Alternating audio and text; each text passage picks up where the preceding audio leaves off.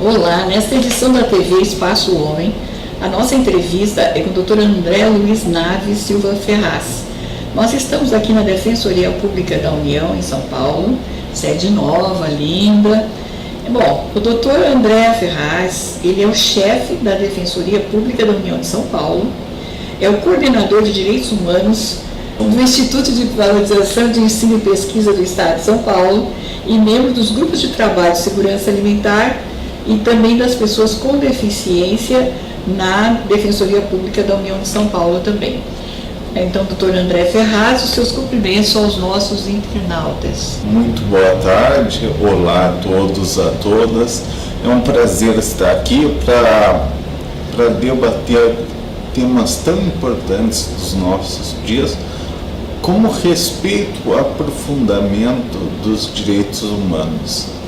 É interessante que hoje nós vamos abordar também os 70 anos, né, os 70 anos da Declaração Universal dos Direitos Humanos. Os 30 anos da Constituição de 1988. E os 15 anos que ele está fazendo, eu vou fazer fofoca, contar para todo mundo. Ele está fazendo 15 anos de formado em advocacia. Olha, nossos parabéns, né? Obrigado. Eu conheci quase sim recém-formado, é uma grande alegria. Verdade. Vê-lo agora.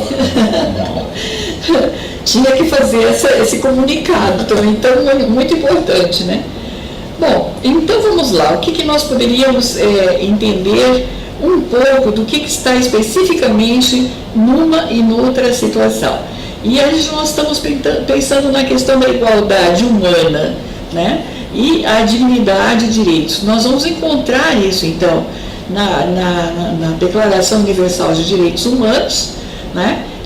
E depois nós vamos encontrar também os princípios fundamentais que estão na questão da Constituição brasileira.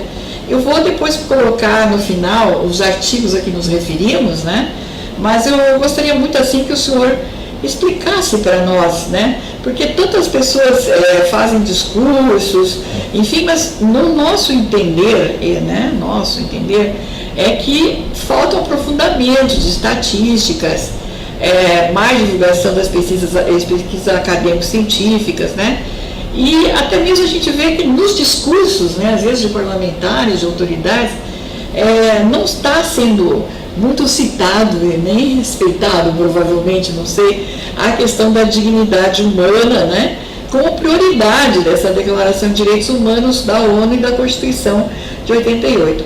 Então, o que o senhor tem a dizer para nós, assim, o que é essa igualdade humana, essa dignidade em direitos? O que eu posso falar é o seguinte: na verdade, a Declaração Universal dos Direitos Humanos, ela surge no bojo logo após a Segunda Guerra Mundial, logo após todas as temeridades, a selvageria que ocorreu, a barbárie que ocorreu, mas ela não é um marco pronto.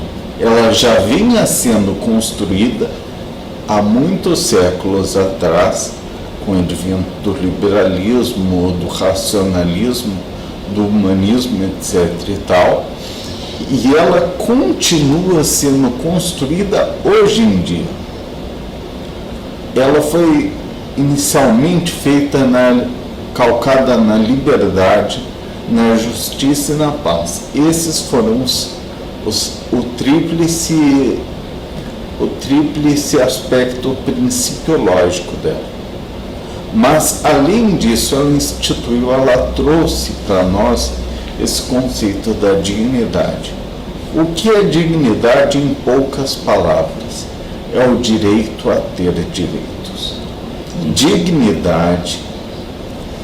A dignidade nasce com cada ser humano. É uma condição própria e única do ser humano, da humanidade. E vem com a aptidão de não passar necessidade, de não ter medo, de poder se expressar, de poder acreditar no que bem entender, de ser livre e de não passar por carência nenhuma. Isso é a dignidade. Bom, agora nós estamos numa realidade brasileira em transição, né? E nós temos aí uma coisa chamada direito do povo. Primeiro era assim, agora entra no governo, transforma o direito anterior e acrescenta ou retira, né? E, enfim, os cidadãos não estão sendo consultados, vamos dizer assim, principalmente aquilo que é o básico do seu trabalho, da garantia da sua aposentadoria, enfim, os direitos, como o senhor disse, o direito a ter direito, né? O direito a ter o emprego, o trabalho, enfim, né? Aí, no artigo 3º da Constituição, né, constitui objetivos fundamentais da República Federativa do Brasil, na linha 3 e na linha 4, nós vamos encontrar, né, essa possibilidade de entender que é erradicar a pobreza, a marginalização e reduzir as desigualdades sociais e regionais. Promover o bem de todos, sem preconceito, origem, raça, sexo, né? Então, e quaisquer tipo de forma de discriminação.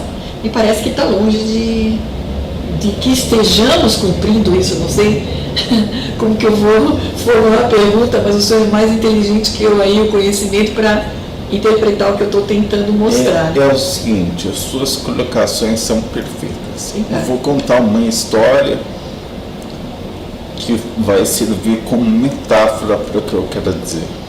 Há um tempo atrás, eu vinha passando pela Baixada do Glicério, lá uma região que costuma alagar quando chove. Era verão e a prefeitura, ao invés de resolver a questão das enchentes, achou por bem pôr uma placa: cuidado com a enchente. Depois de um tempo é um lugar que também tem assaltos, mas a prefeitura, o Estado, ao invés de cuidarem da segurança pública, acharam por bem colocar outra placa: cuidado com os assaltos. Pois bem, essa declaração de valores da Constituição Federal e da própria Declaração Universal dos Direitos Humanos, ainda que possuam carga normativa efetiva, elas não são concretizadas diuturnamente pelos governos. Ao invés de construírem efetivamente uma sociedade livre, justa e solidária, achou-se por bem criar uma lei falando isso. É por isso que sempre que o país, e você disse, o país entra em épocas de transição, os políticos são os primeiros a falarem: vamos mudar as leis. As leis não nos servem mais. Mas ninguém pensa em investir na segurança pública, em investir nas condições materiais, na educação pública, na saúde pública. Ninguém pensa em mexer no que realmente importa, na realidade concreta. Ficam mexendo naquilo que é simbólico, nas leis e tal. Isso gera um problema enorme, um descompasso entre a realidade e o texto normativo. É interessante também, assim, talvez sirva como um exemplo muito curioso, assim, o desacerto, eu diria, entre os três poderes, né? Não existe uma certa harmonia. Então, por exemplo, quando se vê a questão dos seguros de saúde, quer dizer, a quantidade que existem de ações, né, contra planos de saúde, quanto o direito à saúde né, da pessoa com deficiência, seja o que for, é imenso o que é repetitivo.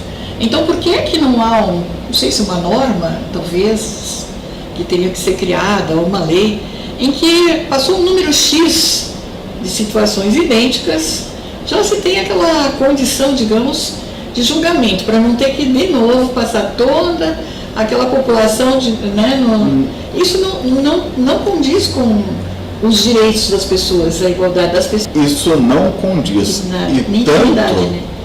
Tanto é assim que esse tipo de norma já existe no ordenamento processual brasileiro. Mas não é o... Não, é assim, a gente sempre acha, ou as pessoas que aplicam as leis, sempre acham uma brecha, um subterfúgio, uma chincana, para fugir ou para deturpar aquele princípio. Por isso que eu digo que a alteração da realidade é mais importante. Ao invés da gente pensar em julgar, por exemplo, os planos de saúde, por que não pensar em melhorar a saúde pública? Sim. E tornar os planos de saúde efetivamente descartáveis no nosso país? Sim, é interessante. Entendeu? São lobbies que dominam tanto o poder executivo como o legislativo, como o judiciário, que acabam atravancando esse livre desenvolvimento do país e, consequentemente, acabam por desrespeitar cada dia mais os direitos humanos da população.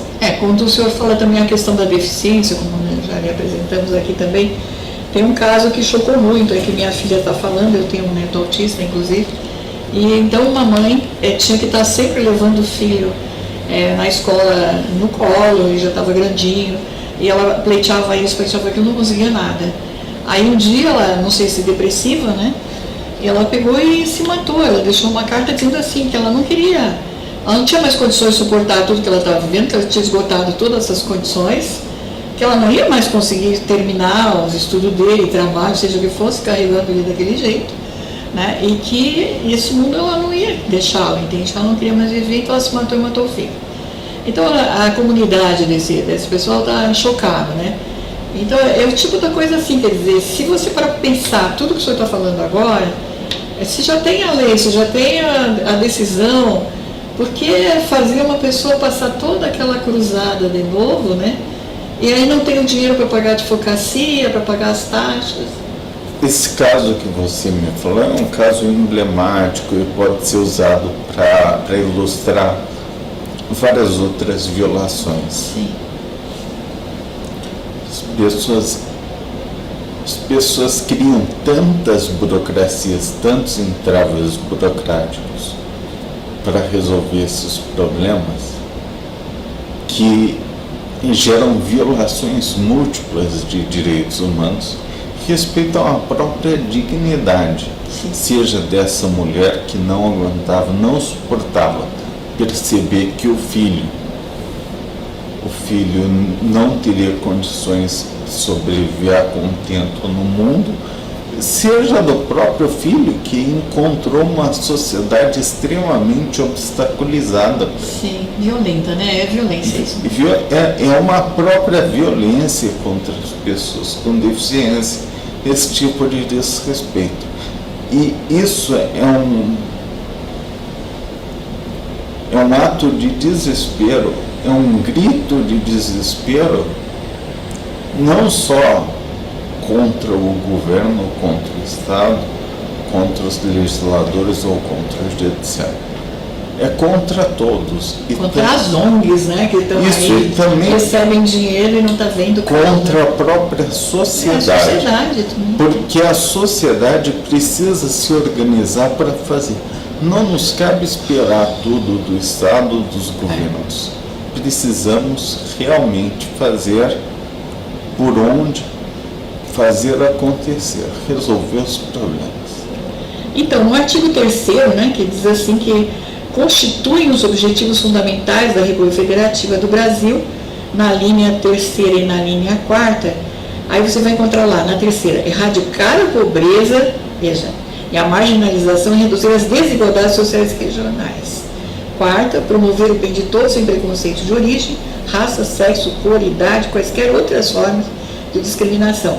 Se a gente parasse para pensar, isso aqui é o direito do povo que é violado, né? Quer dizer, aquela população que tem a população de negros e seus descendentes, de indígenas e seus descendentes, dos com deficiência, dos idosos.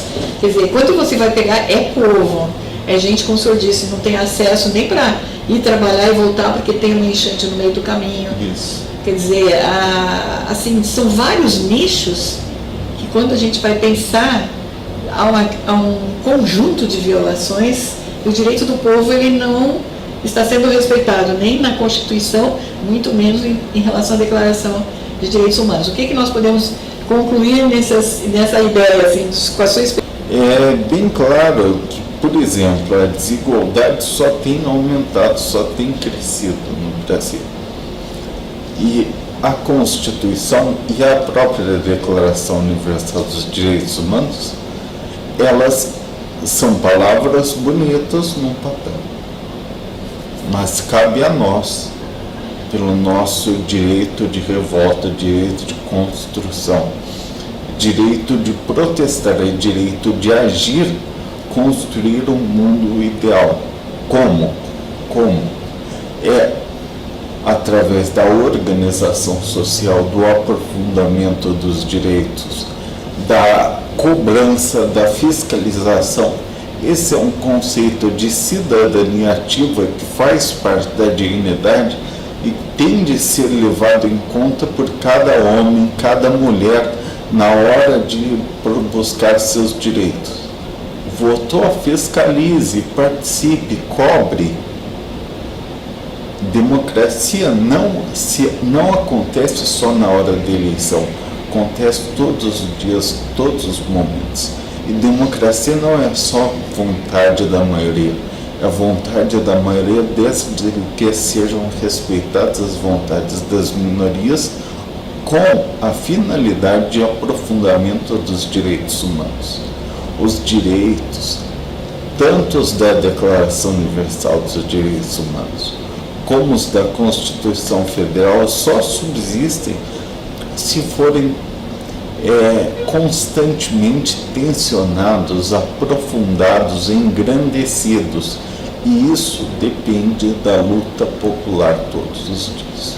Todos os dias as pessoas têm que olhar, eu acho assim, para si, né, no entorno e dizer, eu não quero isso no meu país.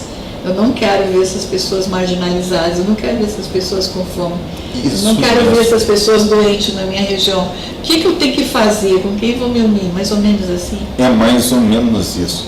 Cada um fazendo um pouquinho. Exatamente. Eu vou dar uma ideia, uma ilustração que aconteceu nesses dias. Não é meu intuito criticar ninguém, mas todo mundo foi protestar e ficou indignado com a barbárie, e realmente foi uma barbárie o que aconteceu. Eu não apoio, ninguém apoia, com o cachorro do Carrefour. Sim. Mas as pessoas já normalizaram andar nas ruas e ver meninos, crianças pedindo na rua, homens mendigos passando necessidade. Ou seja, a sociedade que se indigna por um cachorro, e com razão se indigna, não faz nada contra os excluídos socialmente. Está na hora da gente buscar realmente soluções para isso. E não só esperar dos governos, dos estados, dos aparelhos estatais. A política pública somos nós que construímos. Nossa, que lindo, mas é verdadeiro. Porque a gente vê, às vezes, assim, né, na região da Sé, aquelas crianças todas lá, né? Até mesmo meninos que se vê, assim, fim da tarde, bastante drogados e tal. Não se vê alguém que esteja ali para conversar, para trazer uma palavra, para trazer um alimento, de repente, assim, para que aquela droga não seja tão eficaz, né? Às vezes a pessoa está com fome e, né, se vê essa situação, quer dizer, que futuro tem se ninguém conversa com aquela pessoa para dizer assim, um dia ainda tem um novo caminho, né? Eu acho que está faltando, principalmente assim, as mulheres, elas fazem muito assim, né, nos bazares sociais, vão nas igrejas, em instituições, elas fazem esse trabalho de voluntariado. Mas a gente vê tão poucos homens, inclusive essas entidades reclamam que não tem homens voluntários assim para ajudar, né? Às vezes tem coisas que são grandes, que tem que carregar, por exemplo, um armário, ganha um armário, vai rifar, vamos supor, fazer uma renda para a ONG. E aí não tem um homem para ajudar a carregar o armário, entendeu? Para ajudar a pôr uma geladeira no lugar, sabe? Então elas ficam reclamando, né, que não tem ajuda masculina para uma série de coisas que daí exige a força, né? Isso é interessante, mostra, né, que é um dever de todos.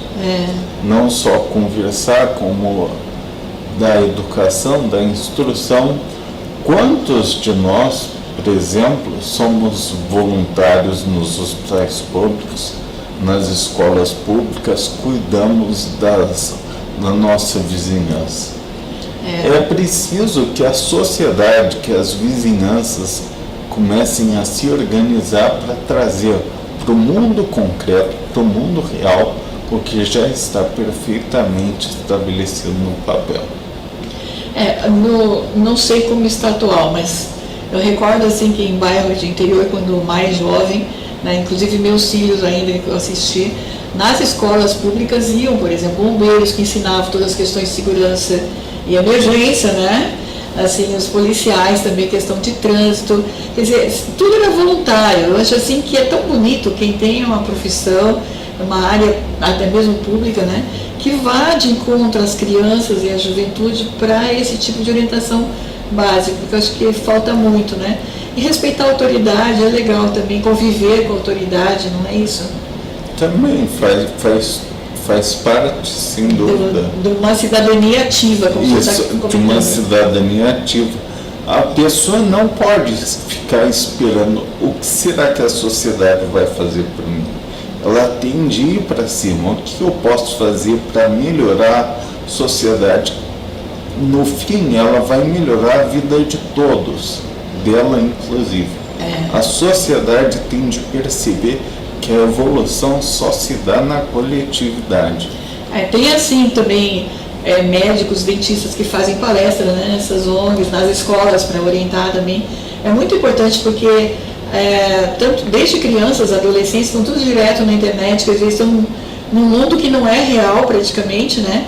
E essas pessoas, principalmente homens, que eu acho que não está tão presente, e falar das questões da saúde, da higiene, da questão da segurança, né, da questão até mesmo do afeto, né, do casamento, da família.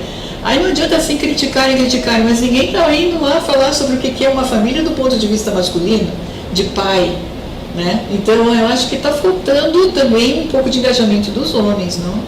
Falta o engajamento da sociedade como um todo. As mulheres são mais voluntárias, mas os homens estão precisando aprender também a ser mais voluntários. Olha, gente, eu sempre, é a resposta minha. É a minha pergunta e resposta. Tá certo? Não, tá. Eu só ia falar que eu estava dando uma palestra esses dias. Pois não. Lá na Faculdade de Direito lá em São Francisco, e eu mostrava como as artes podem gerar esse sentimento de educação, de compreensão. Fazer ciência pode gerar uma melhor compreensão dos direitos e eliminar barreiras, inclusive para as pessoas com deficiência. Ora, fazendo isso, a gente percebe como a concretização dos direitos passa pela ação social, passa pela cidadania ativa e ela se funda na educação, na compreensão dessas questões. Muito bom, eu estou gostando muito, a gente está quase no fim, eu vou explorar mais um pouquinho. É assim, que o artigo 4º, né, da Constituição diz assim: a República Federativa do Brasil rege-se nas suas relações internacionais pelos seguintes princípios. A linha 2, prevalência dos direitos humanos, né, e nós vamos ter a realidade atual, como agora há pouco a gente está comentando, né, e que nós vamos nos defrontar com a questão de falta, digamos assim, não sei se é nossa, de cidadãos, ir buscar a garantia dos direitos e deveres individuais e coletivos, né? Eu acho que ainda assim, os coletivos ainda estão no sindicato, não está assim no coletivo, por exemplo, do bairro, né? Daquela favela, daquele cortiço, que a gente pode ir lá ajudar, entendeu? Eles também têm os direitos deles, né? Então eu acho assim que diz que sem qualquer distinção de qualquer natureza, os brasileiros e estrangeiros têm essas garantias dentro do Brasil, dentro do país, né? Então eu gostaria assim que o senhor, já praticamente encerrando, né, nos desse essa colocação, porque diz assim: é inviolável a vida, né, da intimidade. Bom, invadem da internet até espionar a pessoa dentro da casa, né?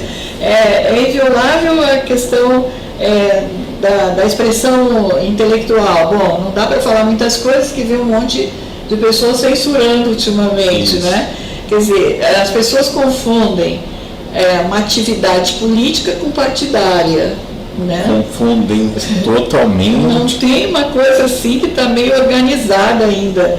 Então, onde que a gente vai buscar, se não na Constituição ou se não na Declaração dos Direitos Humanos, para a gente entender as obrigações da gente e o direito dos outros, né? Eu acho que tá, assim, que o que está precisando é isso, não é? Na verdade, o que eu acredito, eu acredito muito, eu não sei se estou passando a impressão correta, eu acredito muitíssimo no papel da Declaração Universal dos Direitos Humanos, acredito muitíssimo no papel da Constituição, mas eu acredito mais ainda no papel social, papel da educação, papel da conscientização, papel das artes, papel da cultura, papel da ação da cidadania ativa.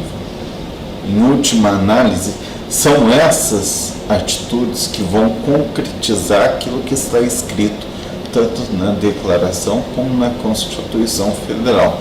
Ainda temos muitas coisas, como você bem mencionou, Elizabeth, muitas coisas que estão pela metade ou nem começaram a ser feitas. Sim. Por exemplo, nossos direitos mais básicos são todos os dias violados. Sim. Todos os dias violados. Qual a solução para isso? Todos nós buscarmos um aprimoramento dia após dia, lutarmos, querermos melhorar, nos unirmos, nos organizarmos coletivamente e cobrarmos, fiscalizarmos, sermos nós a mudança que queremos ser no mundo. Mas o que eu interpretei pelo que o senhor está falando no momento, me vem assim, um pouco de inspiração ainda nesse fechamento aqui, é que talvez fosse interessante grupos nas empresas, né, nas escolas, sei lá, num clube esportivo até mesmo, estudarem a Declaração de Direitos Humanos e a Constituição. Eu acho que seria uma situação muito interessante para a população pegar cada item, debater, como a gente está fazendo aqui, né, nessa entrevista, e dizer o que será que isso quer dizer, assim, o que nós podemos fazer para melhorar isso, e entre si criar tipo uma atitude, vamos dizer assim, tá? E como é que esse grupo vai ir em algum lugar para falar, em algum lugar para cobrar, né, exigir a explicação de uma autoridade, enfim. Eu acho que pôr na prática, né? Eu acho que está faltando, porque 70 anos é muito tempo e 30 também, né? Olha, o que você falou agora, Elizabeth, é perfeito. Era essa luz que eu esperava que acendesse. A mudança virá de nós. Então vamos estudar todos os dias, coletivamente, individualmente, a Declaração, os nossos direitos e os nossos deveres constitucionais. É importante falar isso, que todo mundo fala, direitos. A própria Declaração Universal dos Direitos Humanos coloca como pilar os deveres de cada um de nós. Sim.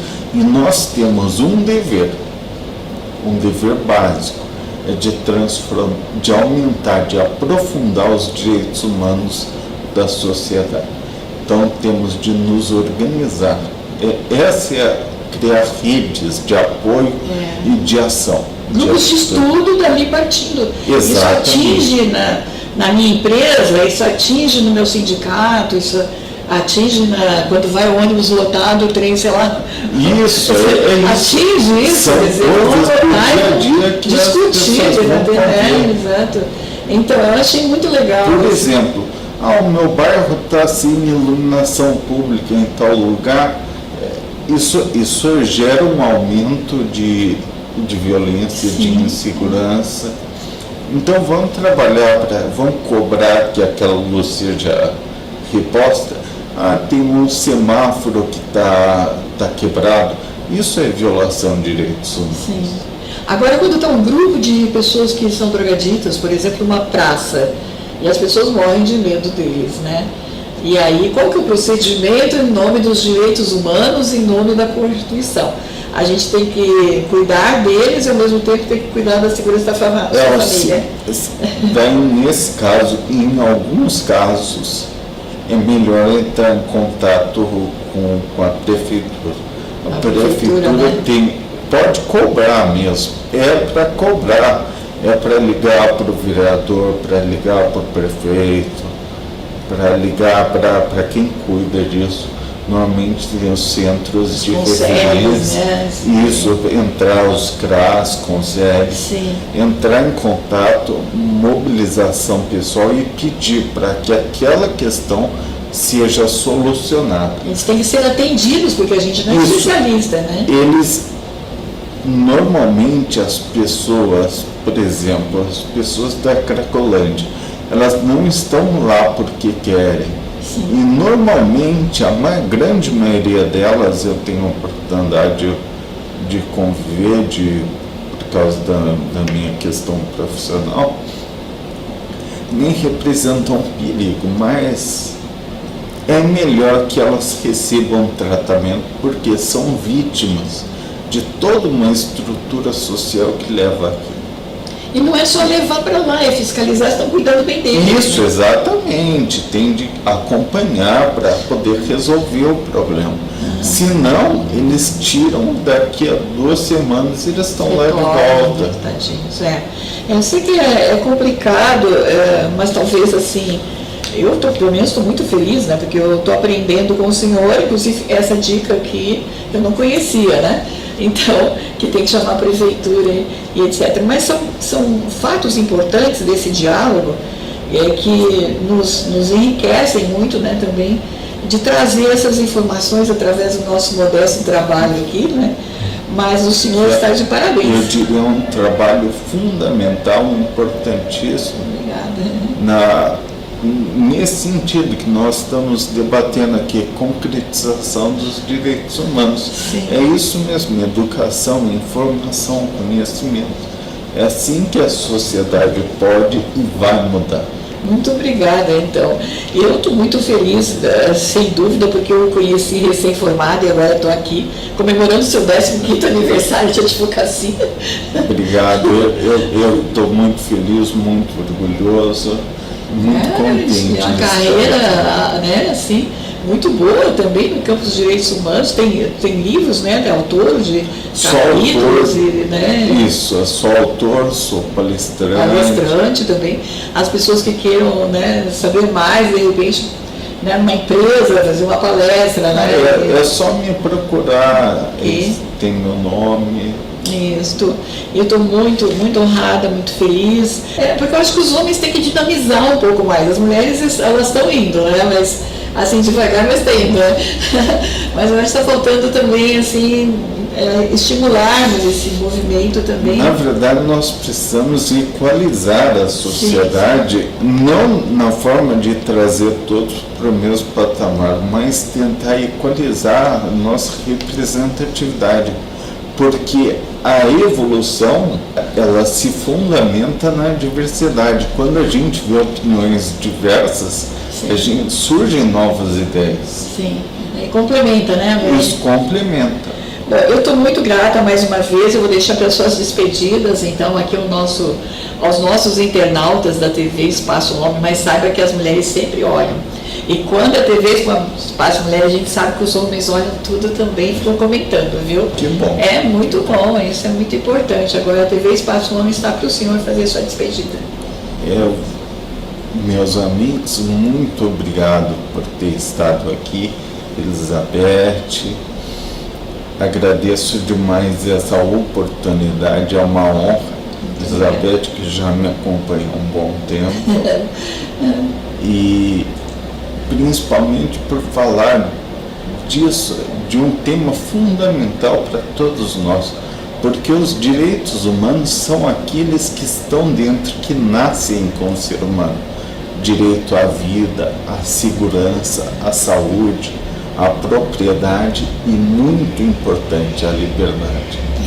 São esses os principais direitos humanos e eles estão muito bem catalogados na Declaração Universal dos Direitos Humanos, na Constituição Federal, em vários diplomas legais. Agora nós precisamos aprofundá-los. Aprofundá-los como? Pela nossa luta, pela nossa concretização, pela nossa atuação, pelas nossas atitudes. As políticas públicas também são realizadas por nós. Com isso eu me despeço. Muito obrigado. Mais uma vez, muito grata, professor. Gente querida, até o ano de 2019, hein? Estamos chegando lá no ano novo. Ótimas festas. Exatamente, agora é só em janeiro, não é? Então, um grande abraço, felizes festas aí para todo mundo, não é? Estamos aí num período de transição, mas a gente tem que se unir através da Constituição, né? Garantir os nossos direitos ali e dos direitos humanos também. E que vocês tenham a possibilidade de desfrutar do que eu estou desfrutando aqui, olha.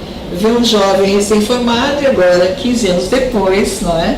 Assim, maravilhoso como ele está no cargo tão importante e com certeza trazendo muito valor, agregando muito valor a cada um de quem está aqui nos assistindo, vai comentar para os outros e vai ver, assim como ele, todos nós podemos envolver a defesa dos direitos humanos, a defesa dos direitos constitucionais. Tá? Um grande beijo no coração, até a próxima edição em janeiro de 2019. Até lá. Direitos humanos depende de nós. Vamos construir os direitos humanos juntos.